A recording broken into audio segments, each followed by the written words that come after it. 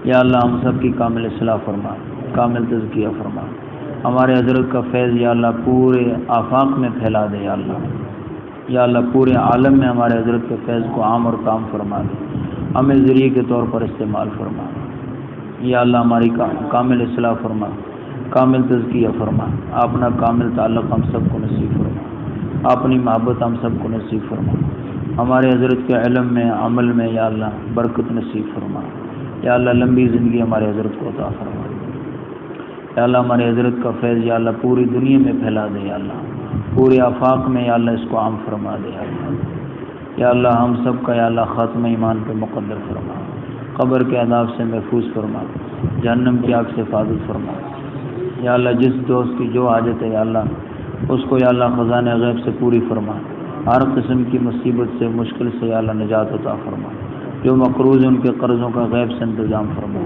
ایک دوست نے دعا کے لیے کہا یا اللہ اس کی جو حاجت ہے اپنی یا اللہ اس کی حاجت کو پورا فرما، یا اللہ اس کی مشکل کو آسان فرما، یا اللہ ہم سب کے ظاہری باطنی گناہوں کو معاف فرما، خاتمہ ایمان پر مقدر فرما، قبر کے عذاب سے محفوظ فرما، جہنم کی آگ سے حفاظت فرما، یا اللہ ان دونوں خانقاہوں کو نفخ صور تک آباد فرما، یا اللہ خانقاہوں کی جتنی ضروریات ہیں خزانہ غیب سے پوری فرما۔ صلی اللہ تعالی علی خیر خلقہ محمد وآلہ وصحبہ اجمعین برحمتک یا